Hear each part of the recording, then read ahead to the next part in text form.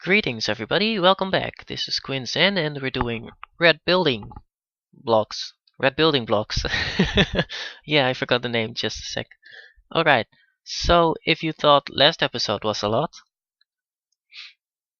today we're going to be doing quite a bit more.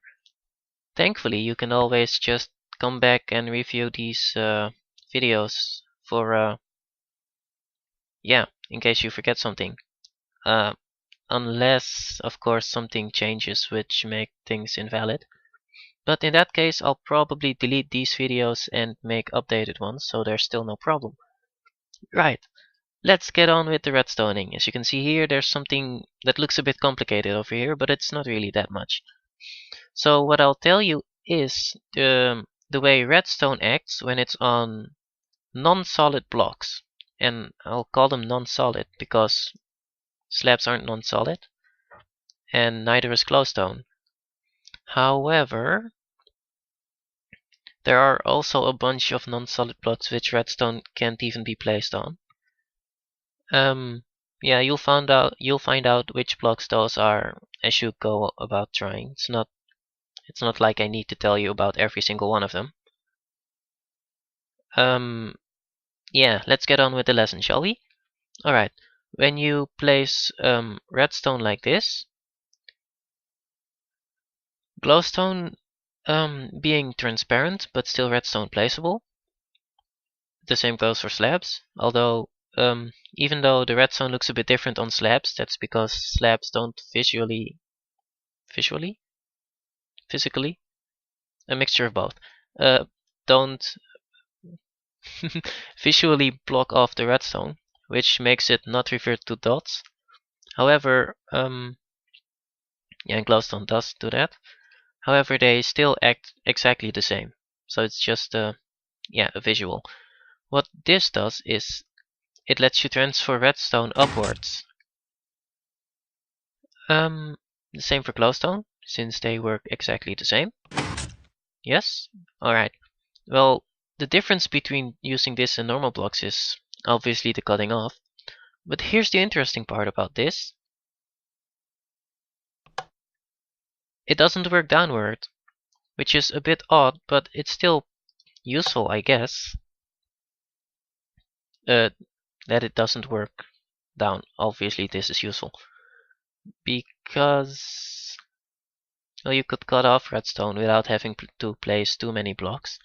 Like if this were a solid block and this were a solid block, to prevent this from going downward, I'd have to put a block over here, which then became superpowered, and in case the redstone circuit is pretty big, I'd have to watch out with another block that's superpowered, which isn't intentional. So I guess that's why this is useful. Yeah, just something to take note of. Also, I forgot to tell you last time, but redstone torches, they have something interesting as well. They can burn out. Namely, this. This is one of the biggest no-nos in redstone circuitry, unless it's intended, of course. But try to always keep track of where your redstone torches are, because if you don't and you place redstone next to a superpowered block that's being superpowered by a redstone torch, you get this. Redstone torches have a delay of 1 tick before updating, meaning that if they get power, 1 tick later they get depowered, which can make an interesting clock kind of thing, but it burns out. 1 tick, changing every redstone tick is too much for a torch, which causes it to go like, no man, I ain't doing it, and then just going out. So yeah, try to avoid this unless you want this to happen. And about clocks, since 1 tick is too fast, this will burn out shortly. Yeah, 1 tick is too fast. This is the absolute minimum for a stable clock. This will go on indefinitely. Note though that clocks can cause slight server lag, And by that I mean it all depends on how big the clock is and how many redstone updates it takes. For example, this one takes, yeah, just about 6 or 5. I'm not sure if blocks need a block update for being powered or not. I don't think so. So in that case, that would be 5 updates per tick, per 2 ticks, which isn't too bad. But if you start going like, I don't know, 5 o'clock or something? No, not even that. Anyway, this here is a monostable circuit. As you know, buttons, they have, let me show you. Redstone stays on for quite a bit using a button. And you can delay it using this contraption here, circuit. It's called, what's it called again? I always have this when I'm recording. Oh, that's right. A pulse limiter or monostable circuit. That's it. Basically what it does is it forces a 1 tick pulse. How that happens is this torch always gonna be on, so this torch is always gonna be off, and this repeater has a delay of 2 ticks, meaning that was it 2 ticks? No, it's 3 ticks. There we go. First tick, this one will go off, this one will go on. No, first tick, nothing happens because this torch updates after 1 tick. Then the second tick, this one will go on, and then at the third tick, the power from this repeater will arrive at this block. So this torch gets deactivated again. So in short, first tick, nothing. Second tick, this goes off for a short bit. Then this goes on for a short bit. Then the third tick, this goes on and this goes off again. Single tick pulse. Then we're coming along to the simple circuitry.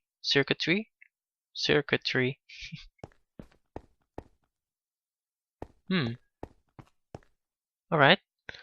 Never mind what just happened. Right. This here. No, wait. You won't recognize it immediately. This here is the dflipflop.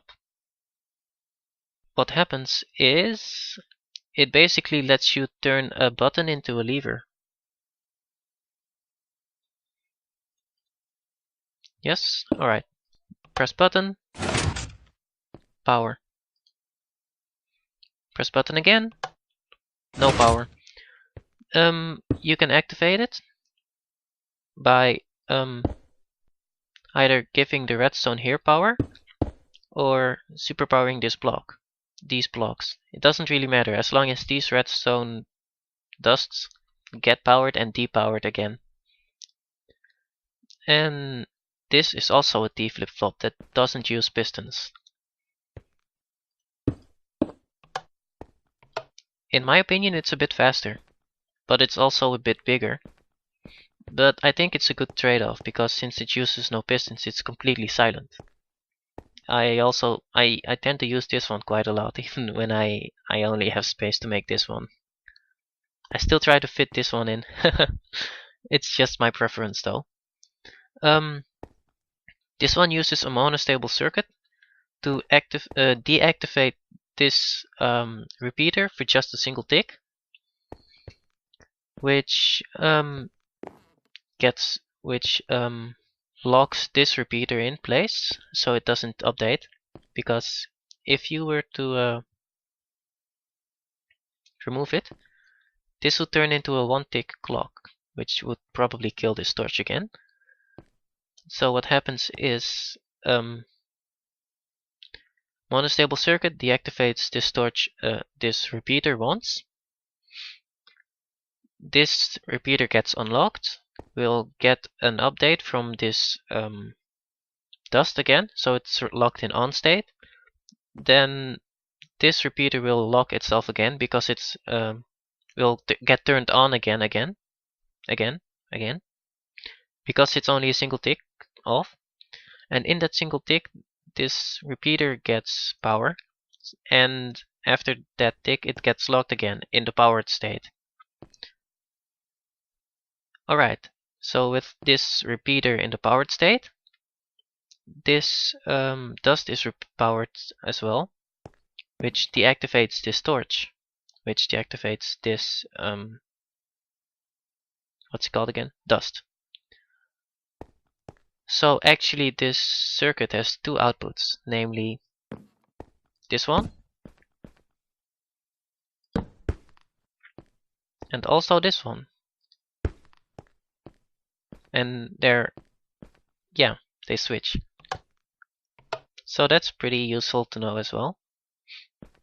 You could another reason why I like this one over that one. Silence and two different outputs. Then again, you could say the same about this one. No, that's not right.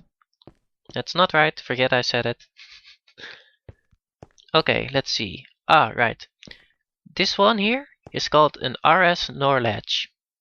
Let me put that on the sign for you. RSnor latch. Basically, it's just a really fancy on and off button. You press this button, this one turns on. And then no matter how many times you press this button, nothing will happen until you press this button, which reactivates again. So what happens is this button powers this block, and as long as the button is pressed, this torch will go out, which will reactivate this torch and put power into this block, making this one off permanently until this button is pressed. So yeah, I press the button, this one goes out, this one goes on, gives power to this block, which keeps this one powered off. And then the same thing happens to this one.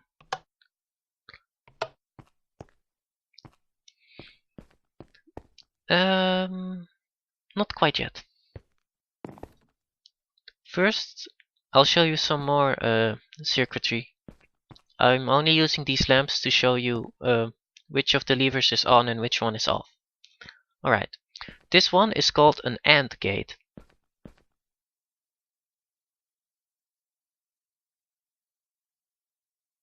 Right, as the name implies, this one needs to be on, and this one needs to be on, and then that one goes on. That's the output, by the way. So if one of them is off, or both of them are off, the output is also off, and it doesn't even matter which one is off. Right. There's also a reverse of this, which is much simpler. This is the NOR gate, meaning that neither has to be on for this one to be on. This one on, it's off. This one on, it's off. Both on, still off. Right. And now I'll show you a little obscure, a more obscure one. This is called, what was it called again? Sorry, it's so rare to see this one. Oh right, that's it. It's called an XOR gate or something. Yeah. Basically, set night. Okay. This time set. I want it to be a little bit darker. Right. So basically, it's kind of like the AND gate, but not. If both are on, the output is off. If one of them is different, the output is on. And if both of them are off, the output is still off. So the AND gate which wants both levers to be at the same power state. This one wants the levers to be at different power states, and I've yet to figure out when to use this one, because it's pretty, I don't know. I never thought about using this one. There's also a variation on this one. It's called the RSnor gate. And it's basically an XOR gate, but with an inverter placed, or a NOT gate if you will. Because, yes, these three blocks power a solid block and the torch placed on it. Even that is a gate, and it's called the NOT gate. But yeah, for simpler naming, it's just an inverter. Alright, so what this does is both are off, output is on. Difference, output is off, both are on, output is on. So it's basically like an AND gate, but it works for both on and off states, which could be useful, I guess. Alright, so that concludes basic circuitry. Now I'm going to show you a few gizmos that could help in building what you want to build. This is called a smart piston. The way it works is any solid block it confronts automatically gets pushed away, because this redstone feeds into this block, which then powers this repeater, which then powers this piston. So as long as there's a block in front of the piston is gonna get powered, which pushes the block away and then gets unpowered. It's basically... never mind. Alright. You can also make a smart sticky piston, but that's going to take a bit more space and resources, so why would you even do that? For that to work, you need a non-solid block, like glass. No, wait, I'll just show you what happens if you were to use it with a solid block. You get a really annoying noise machine. Just kill it off. What happens is exactly the same as with this one, but when it gets unpowered, it also pulls the block back into the power, causing it to extend again, and this goes on into an infinite loop. So to prevent this, you need a non-solid block. Any block that doesn't transfer power will do. And then, yeah, you can just go on acting as if it was a normal piston. Again, I don't recommend using sticky pistons for smart pistons. They cost more. I mean, slime balls. It's still a pain to get them, even though you're almost showering in them. And it costs more space. So yeah, wouldn't recommend it. And then here's how is the gravity switch. It works with either sand or gravel, as long as they can fall. What happens is you unpower this piston. It's a sticky piston, by the way, which then drops the sand, which then can be used to power anything you want.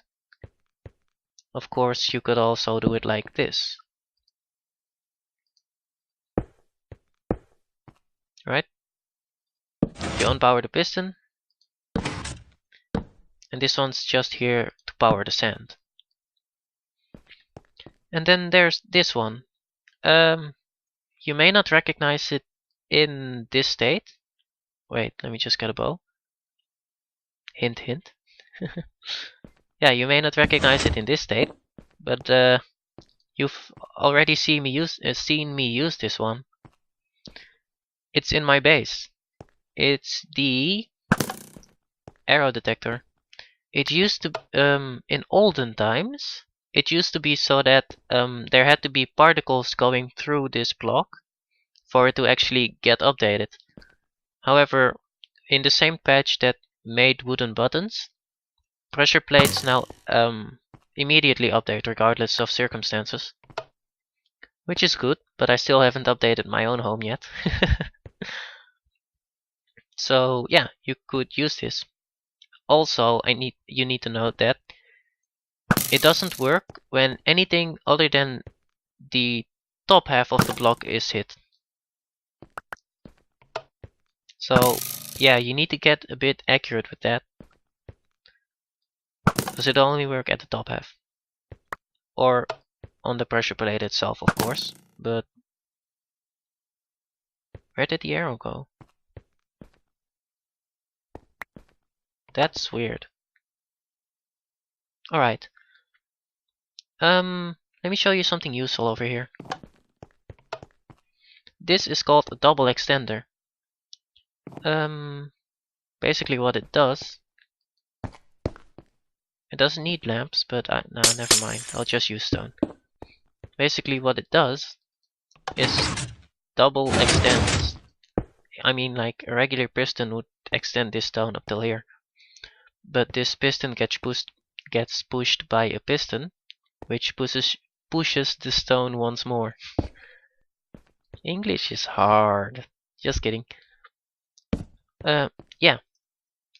How it's built is this one on 2 ticks, this one on all ticks, and this one on no ticks. And that's it. That's all you need for a double extender. You could use it, for example, let me just get a lever. There we go. Maybe making a super secret door. Yeah, normal pistons won't allow this much space. So you could probably use this.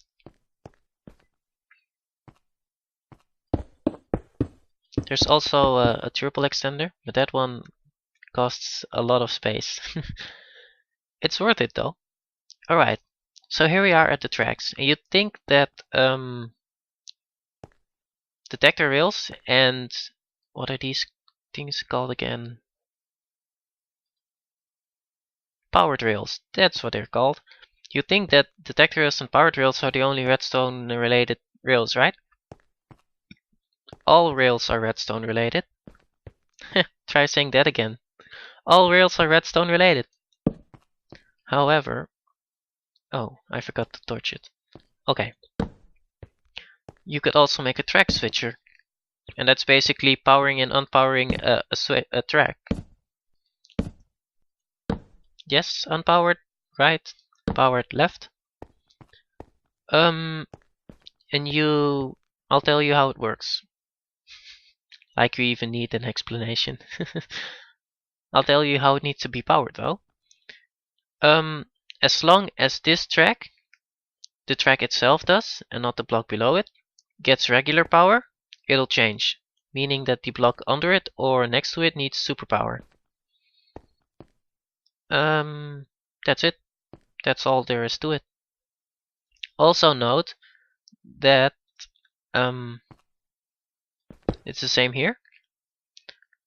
Powering this block, blah blah blah, superpowered block, and that's below the rails.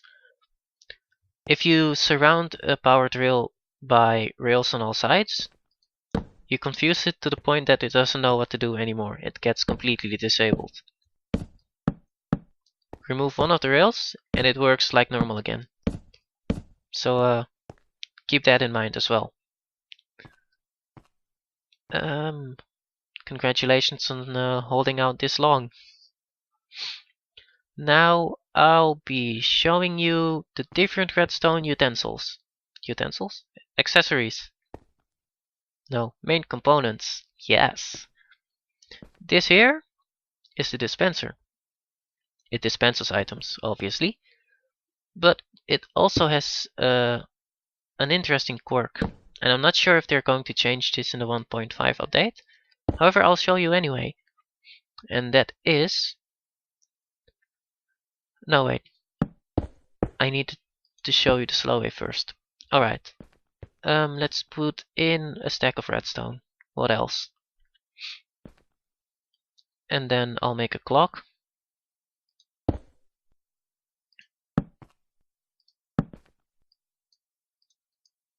One delay, of course. Alright.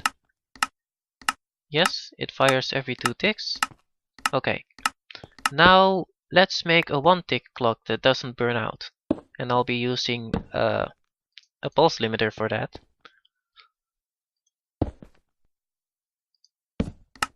Okay, just a sec.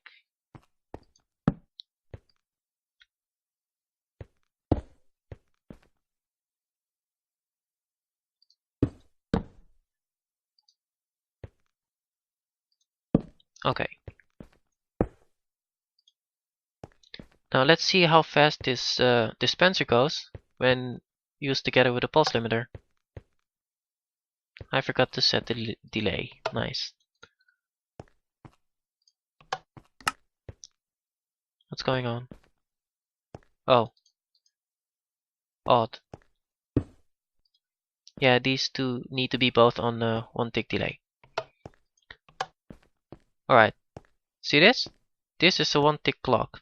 However, the dispenser isn't doing anything. Nothing. It's just ignoring it. How do I fix that, you think? Keep it powered. When a dispenser is powered... Ah, dang it. Okay. Let's see if this works then. Yeah, when the dispenser is powered, it fires on every update it gets near it. So that includes redstone.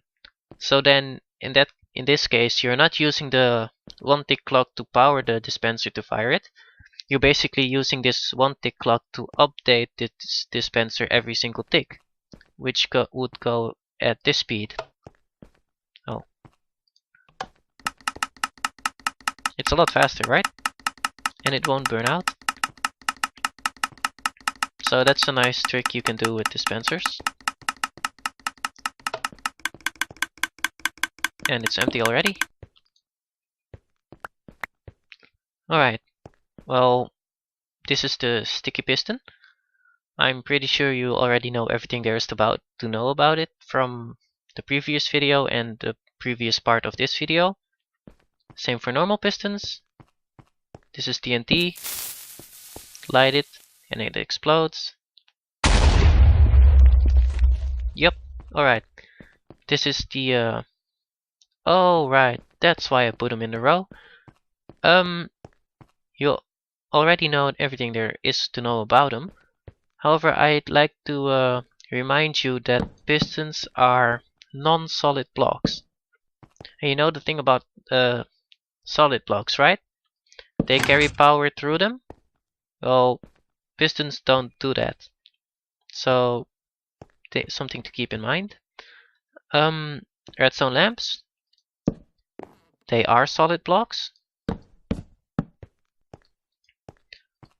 So, it does carry over power through repeaters, and this one wasn't even needed. This here is a node block. I'm probably going to make another tutorial for them.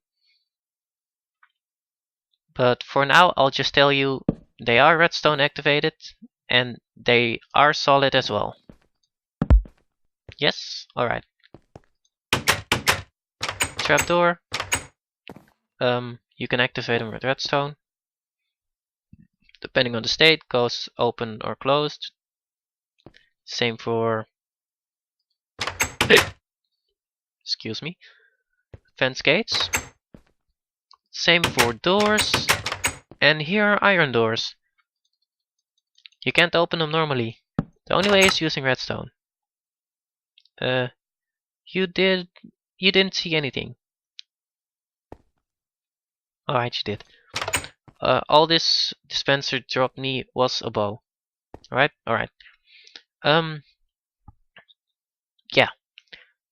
The stone buttons are functionally different from wooden buttons. And I'll show you right now. They emit a fairly short pulse, a shorter pulse.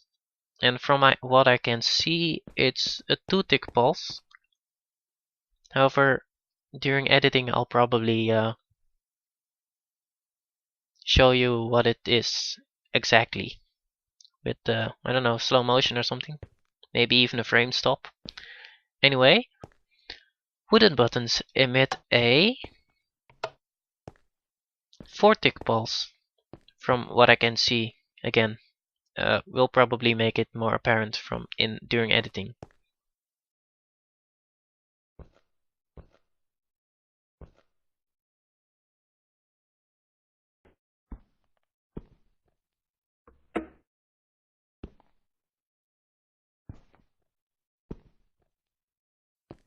So yes, wooden buttons they take longer to turn on and off, which can be, yeah, it's just different from stone. Keep that in mind as well. Oh right, that's why I got this bow.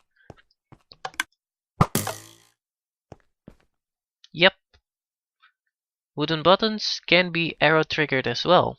However, since they need to be placed onto the side of the block and you need to shoot the actual button, I think wooden pressure plates are superior to these, in this function at least. Also, they remain on as long as the arrow is in there, so to take them out you need to run up to the button and take out the arrow. So you might as well press it if you have access to the button anyway, right? And then there's this. What is this? Oh, I know what it is. Right. This here is Tripwire.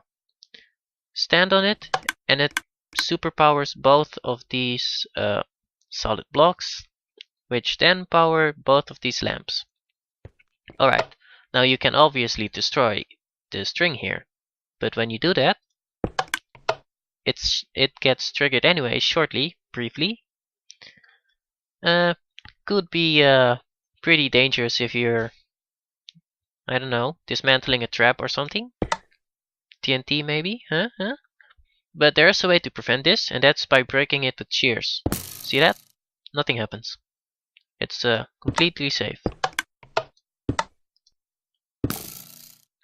Just left click it. Alright. Now, yeah. Here you have stone pressure plates. Fairly straightforward and simple. Can only detect not entities, because that refers to dropped items as well. It can only detect mobs and players. Yeah, that's it. Here's the wooden pressure plate, and it detects both mobs and players, as well as dropped items. So that refers to just about any entity in game. Yes? So you could also make a useful puzzle out of that.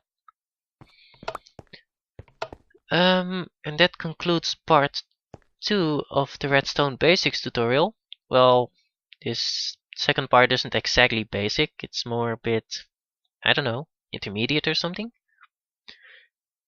Regardless, by now, you know just about as much of Redstone as I do. So now the rest of the series will be dedicated to... It will be dedicated to... Here it comes, here it comes.